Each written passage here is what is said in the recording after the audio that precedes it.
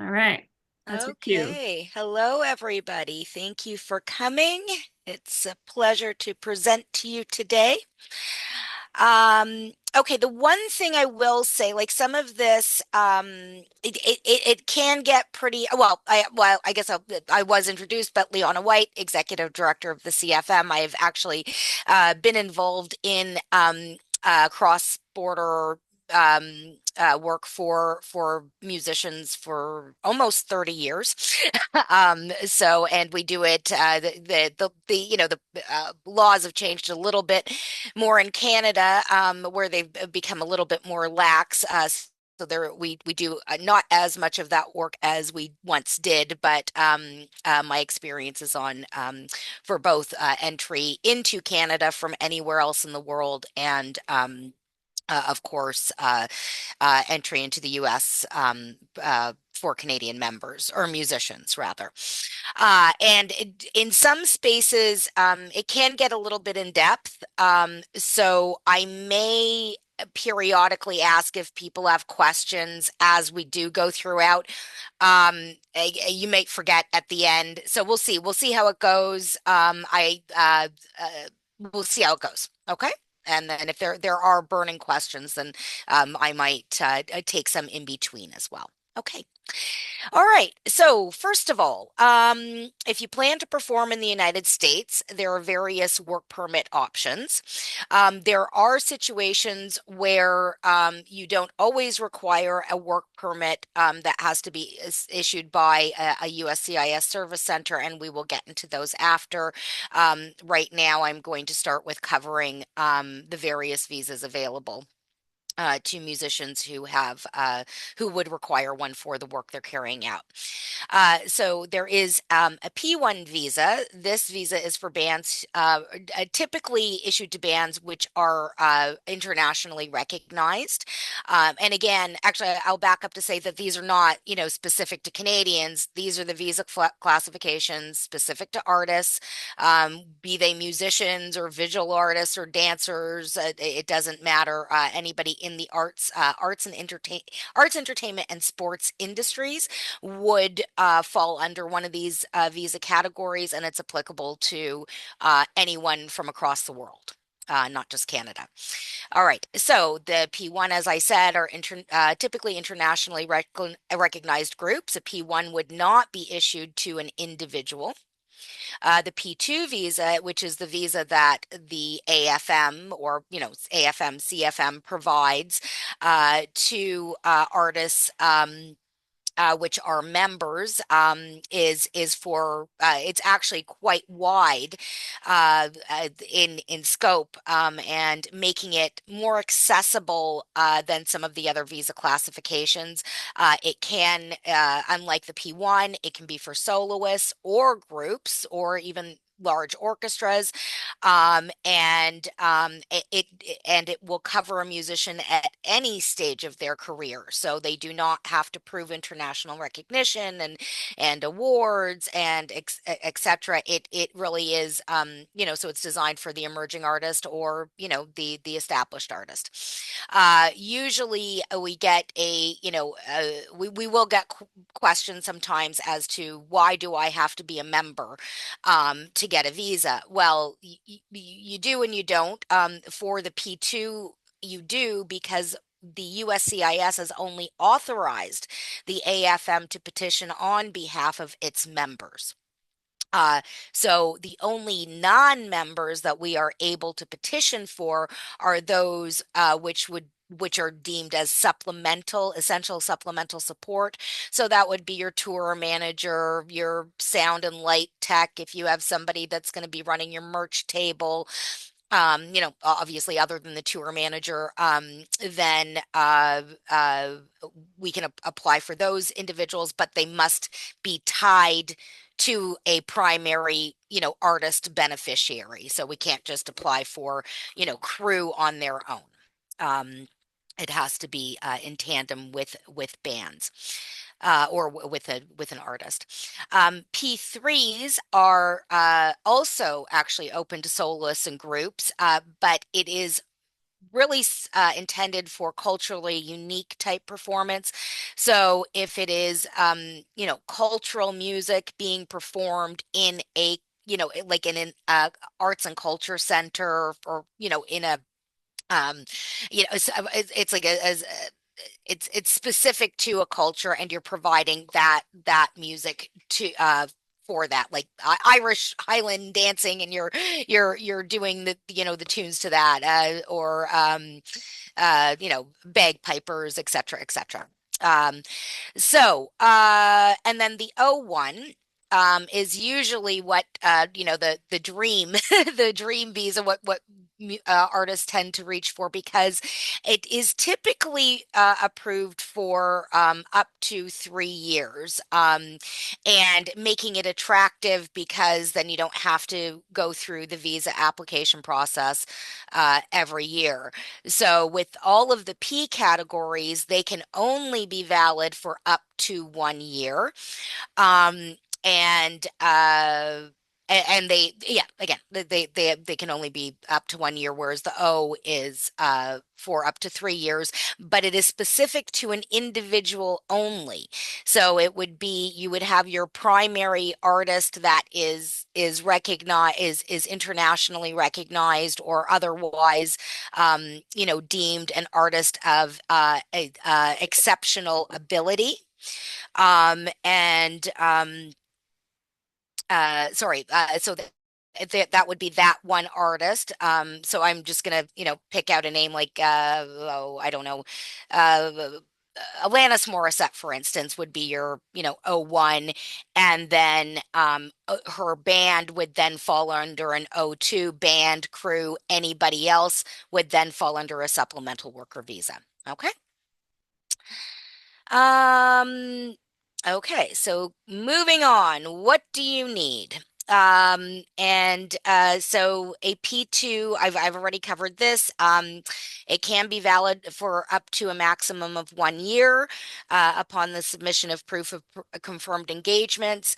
We typically state that the general rule of thumb is one engagement per 60-day period.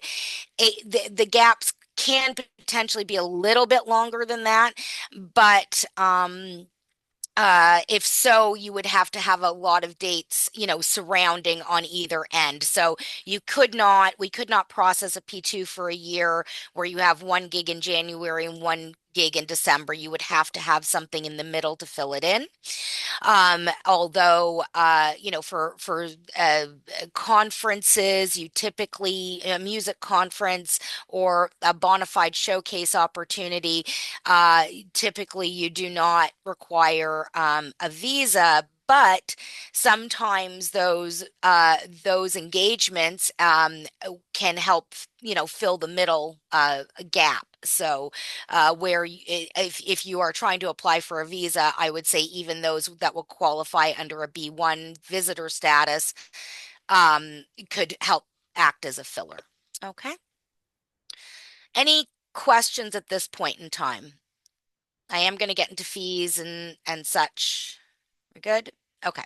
All right. Okay, so what you need, as I said, confirmed engagements, evidence of work is required.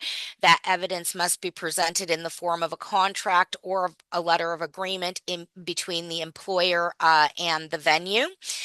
There are instances uh, where you'll an artist might have a U.S. agent that is confirming all their gigs on their behalf, so we would accept agreements of that nature as well. And the USCIS, even though they require contracts when you've got more than one engagement, they do require an itinerary as well. Um, Actually, I should have started with passport. That's probably why it's there. The one thing you want to make sure of before you are going to go and, at the time that you're applying, is check your passport and the expiry date. So your passport should be valid for your first entry into the United States anyway, should be valid for at least 6 months prior to your exit date. You don't want to take chances with this. They can turn you away with an approved visa or not if your passport, if they don't feel that your passport has enough time, validity time left on it, you can be turned away. So passport is something to look at the time of application. You can apply with an expired passport, or even if you've never had a passport before. And in these situations, you would just write a letter stating that I acknowledge that I will need to have a passport at the time of entry. I'm in the process of applying. It does help if you can submit the receipt to show that you've made the application. It's not 100% necessary, but it is um, recommended. Okay.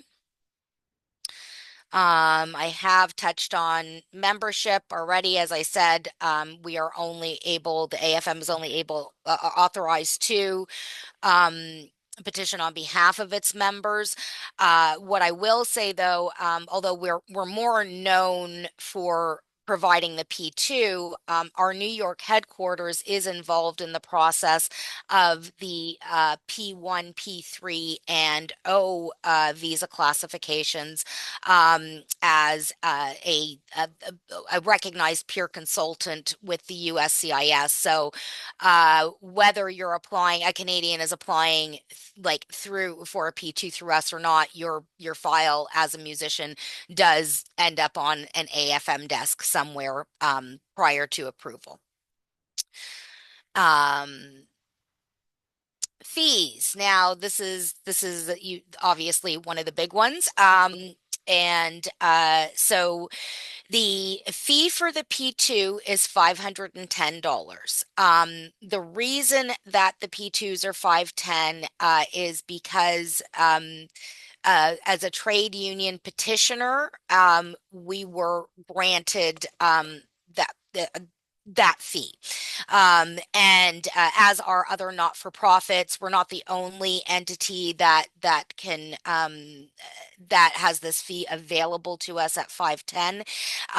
There are, though, times where you would have to pay more, and it would be dependent on the size of the engager. So in some situations, an O or P classification might be in and around $825, or it can be up to $1,630, especially for the O category.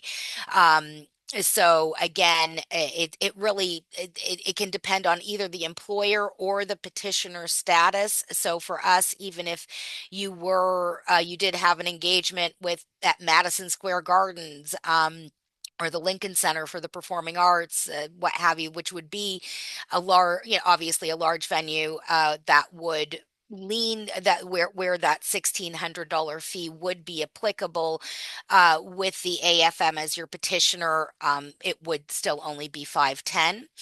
Also, this fee is it is per petition for up to 25 musicians.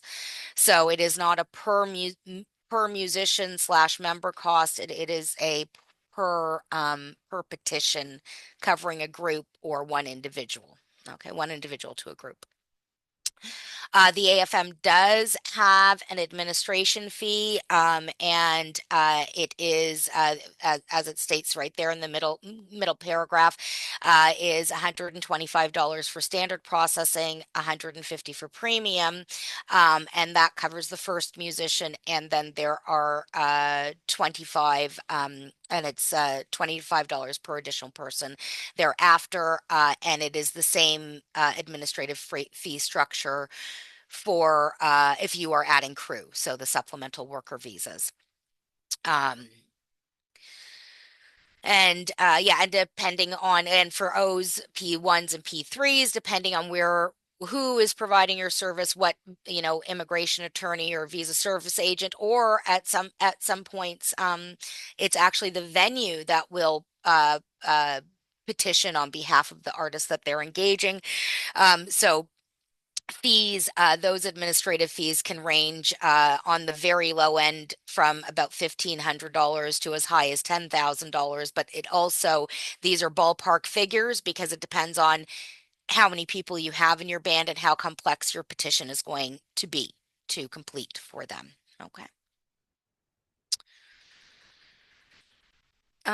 Processing times. Now, it was on the previous slide. Right now, we are okay. So, this is where things go down a little bit of a rabbit hole. Right now, we have been plagued with a California service center, which is in a severe state of backlog. So, our best recommendation is anywhere between 3 and 10 months for processing.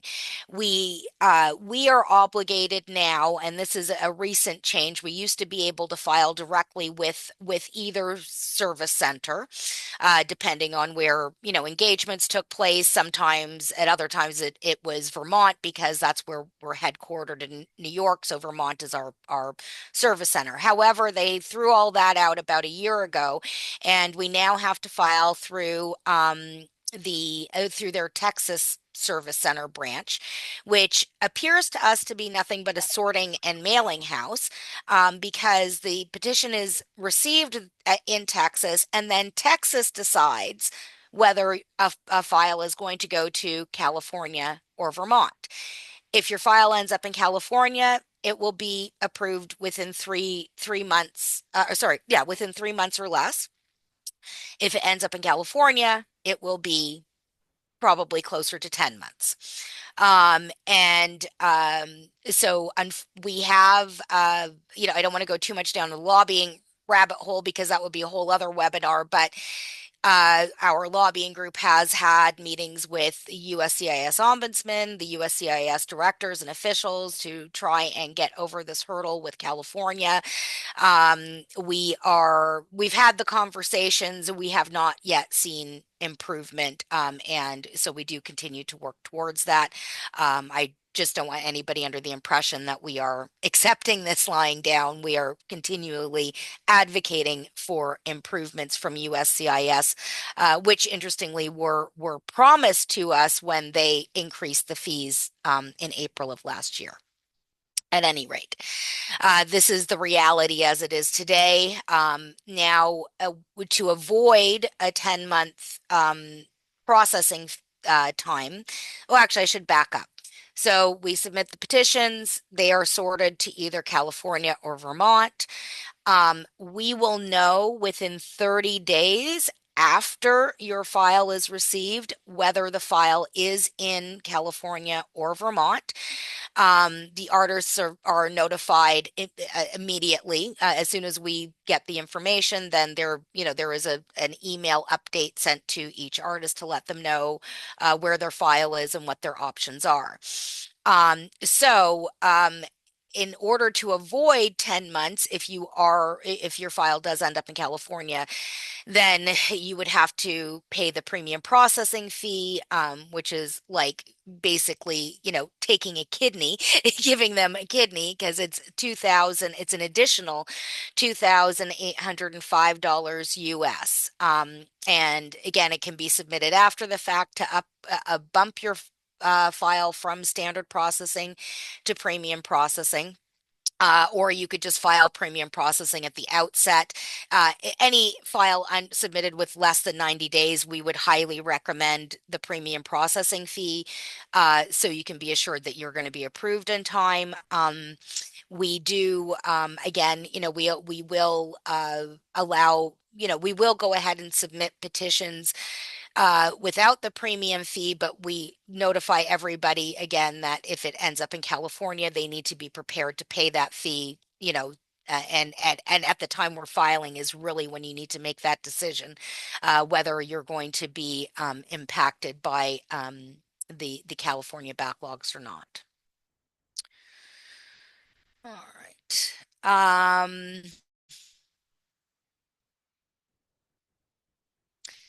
So that's it. Do we have any questions at this point? No? Okay. All right. So, our forms. We've got on our website, we have all of our forms.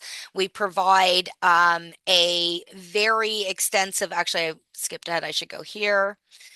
So we have a very extensive list of instructions here on how to file a P2, which can be accessed through our website. Actually, I'll even drop the link in the chat for everybody. If I can, oh, where are we? I've lost my Zoom page here.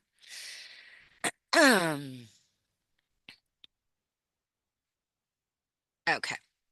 So there's the instructions. All of our application forms are on the website as well. And we do provide all information in both French and English. I'm reviewing the English right now, but you most certainly can access the French content as well. Oh, I've lost hang on here.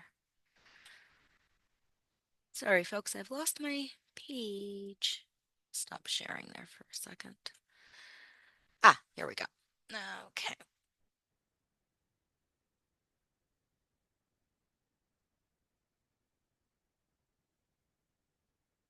Okay, here we go. Okay, so and then there's a checklist as well, which I'll pull it up.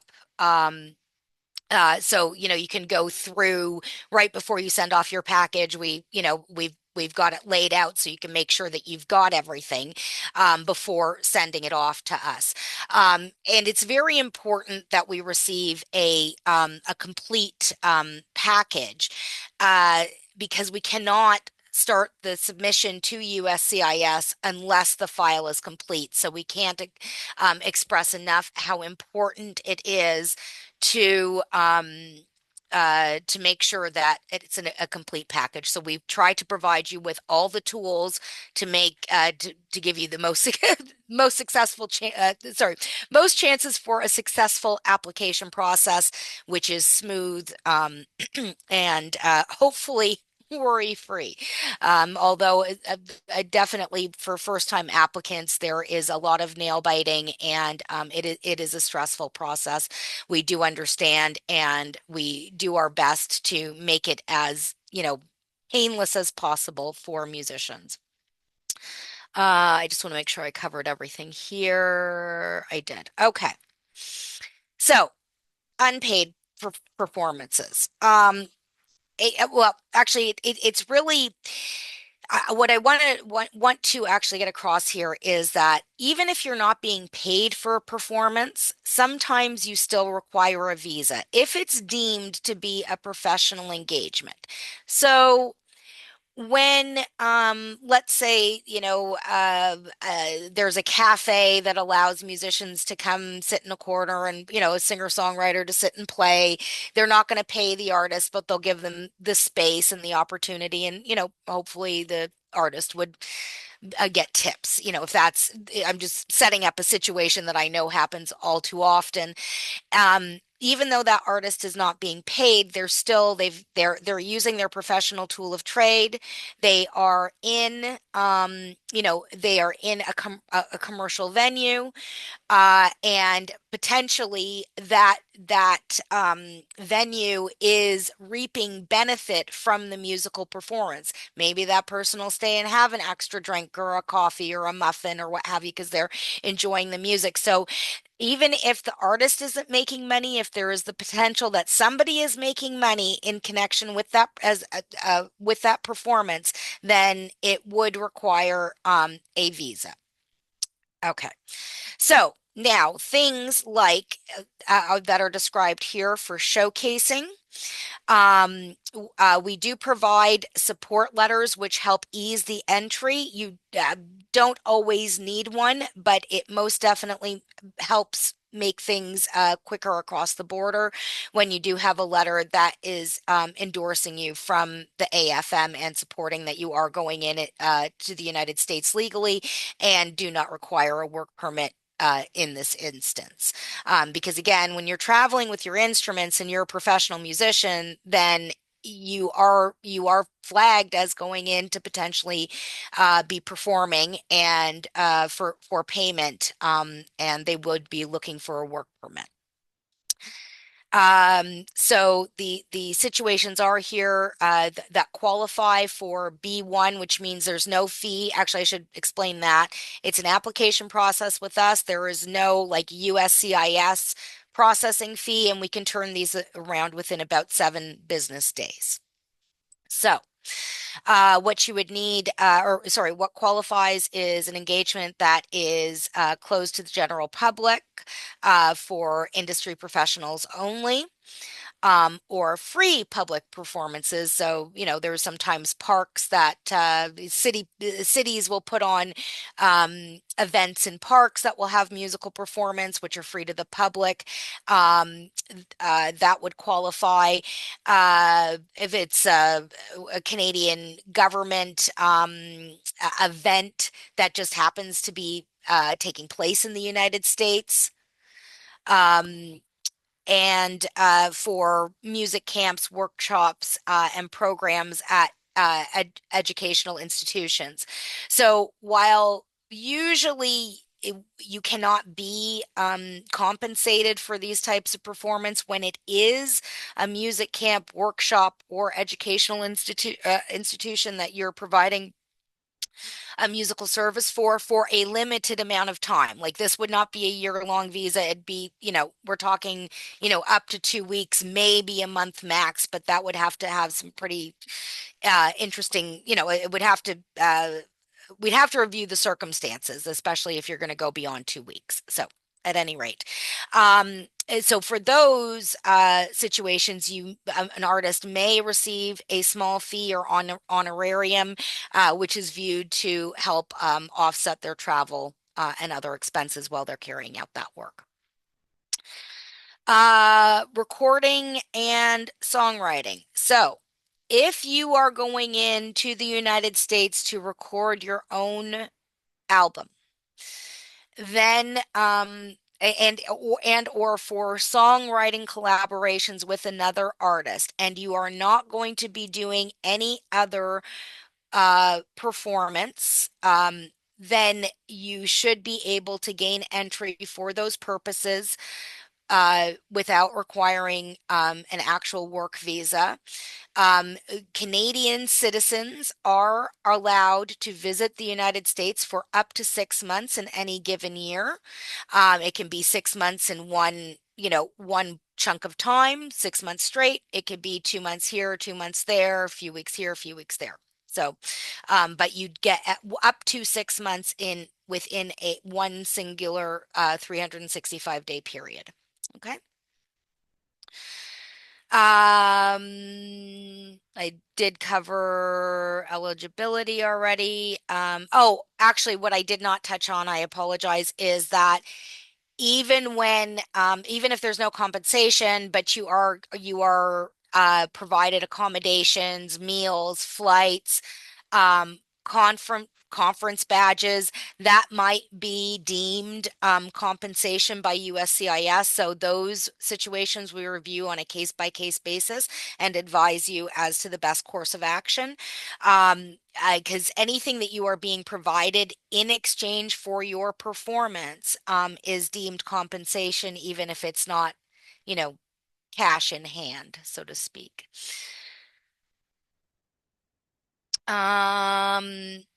Okay. So there's showcasing. Now I'm going to get into, so the whole P2 end of things is done. There is information to share with you for after your P2 is approved, which covers also bringing in merch. With respect to the visa process itself, are there any questions? Visa process? Nope. Okay. Oops.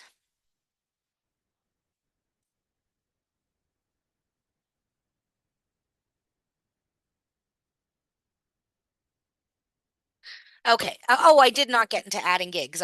So you can actually add engagements after the fact. and you're actually required to. So if you already have a visa in process and we've got your work evidence, all the work evidence that you had to date, up to date at the time of our filing your petition, um, then and you pick up additional work once you're in the United States or after you're approved, you do have to submit to us the additional work so we can add it to your USCIS file. Okay, so it's you always want our files can be audited by USCIS at any time. So you want to make sure that your activities match what we have on record for you. In most situations, adding, a handful of gigs is not an issue. There could be times it depends if all your work was canceled and then you're replacing it with all new work, we might have to review that a little bit more closely. But for the most part, adding engagements after the fact is going to be acceptable without having to remit additional fees or update like go through that whole application process to update. You should be aware. Okay, so now you've got your visa. Merch is usually the first question. You can bring in merch for for not for sale that you're going to give away, but it needs to be clearly marked as such. So promo merch not for sale. Um, and in any of these situations, you should have all of your merch in separate boxes. So if you've got hats and then, frisbees or whatever, you shouldn't have everything in the same box. And then on the outside of the box, it should be labeled as to the quantity, the cost per piece, and basically you would want to put your retail cost per piece, or sorry, the manufacturer cost per piece. They may want to also know what you're selling it for, but because it would be, we're talking about importing here potentially when you're bringing in merch. They will want to know what you're selling for, what the cost per was, and, the purpose of it. Also, if it is under $2,500 in merch, then and that would be your cost, like your manufacturing cost. Then there is like an informal entry process. If it's over $2,500, then you'll likely be required to fill out a form, fill out a USCIS a form at the border. You may have to pay fees, which is the duty in advance, and then you would get a return on that duty paid in advance for each piece that you paid duty on, which was not sold. Now, our best advice, all that said, is if you know you're going to be planning a tour in the United States, get all your merch for those US gigs produced in the United States, and you save yourself all this cross-border hassle. So we do provide the information, obviously, because this does not always happen. I have also heard of bands or artists which have just FedExed all their merch over the border and been fine. Sometimes that works, sometimes it doesn't, because they can open up the boxes and then you're stuck with FedEx or UPS duty officer, and you'll have to pay duty through them and use their brokers. Okay, so just be cautious. And any of you, of course, can reach out to us at any time to go back over this. Any of these points, it is a lot of information. So you won't necessarily be able to retain it all. We can also, this presentation I'm giving you, right now, we are happy to share it as well. We can do that at the end. Julia, I think there's some chats going on, but I don't want to open too much. There's some information in the chats or question in the chat. Yeah, those are from Kathy, I think, just giving us the contact information and a couple more forms. Oh, okay. That's fine. Thank you, Kathy. Okay.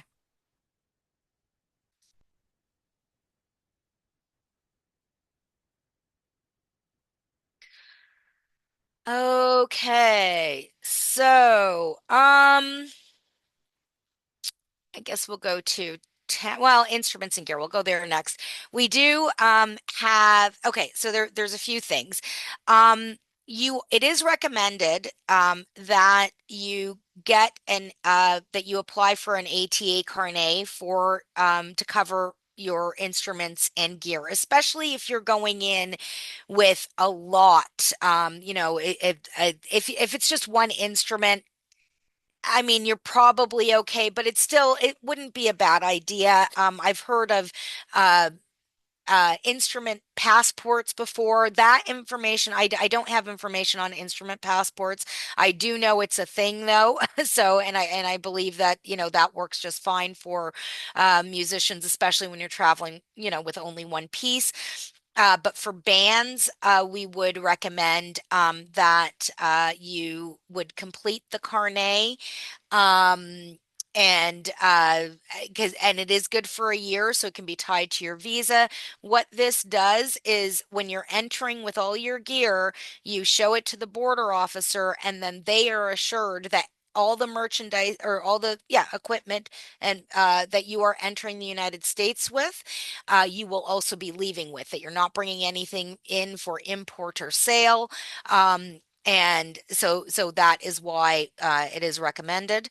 That we also have insurance programs that are available through our hub insurance. It also they also offer equipment and liability.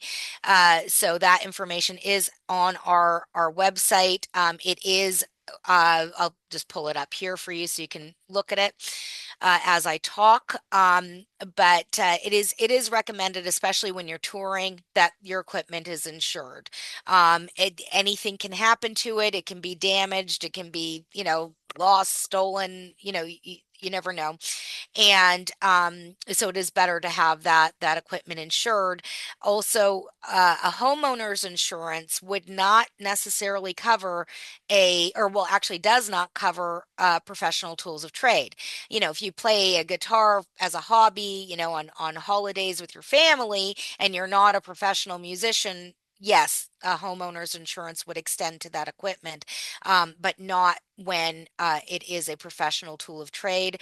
There are also, there are other insurance companies out there. Not all of them have the same, favorable deductibles, especially when there is loss or theft on while touring. So you have to be very careful of that as well. And yeah, so and we will also, obviously, the insurance will also, ensure that you reimburse any rental costs while your instrument is being replaced, or before it can be replaced or fixed. Yeah.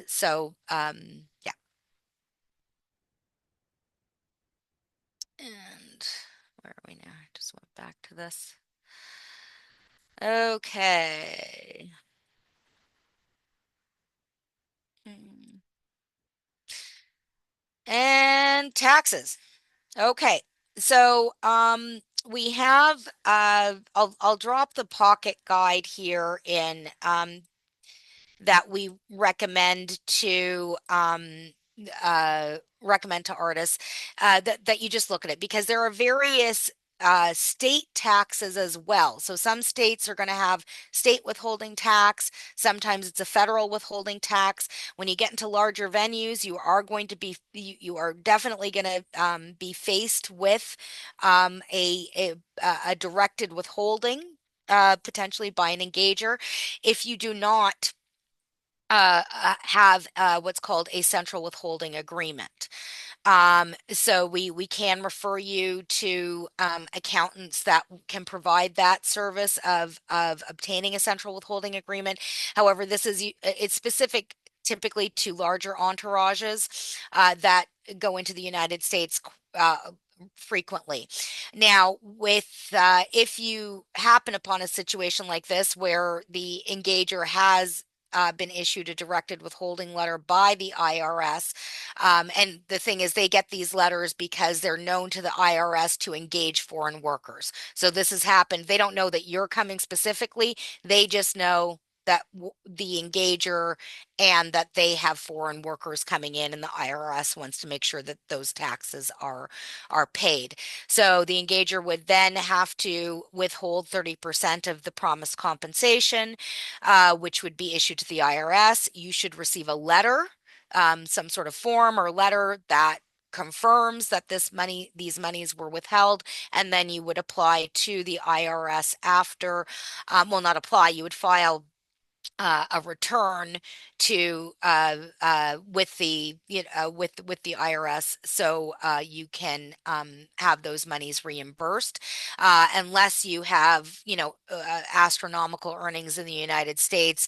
It's unlikely that they're going to actually retain all that money. Um, so just be aware of that, and when you're applying, that you might get hit with either a federal withholding tax, or as well a state withholding tax. Okay. And I will end it there. Oh, actually, I put in the wrong thing here. I meant to put I meant to put in the link. Anyway, I'll send you guys the presentation. I'll put the Prezi in right now. So anybody who would like to go through this may do so. You can definitely email me with any questions. Um, and if at a later date they come up, but I'm happy to take your questions now. Thank you so much, Liana. Yeah, so if anyone wants to hop in with any questions right now, or maybe you need to think on all that information, that's also more than okay. You can always email me, or Liana is a good person to go to as well. And I'm going to stop the recording while we're at it.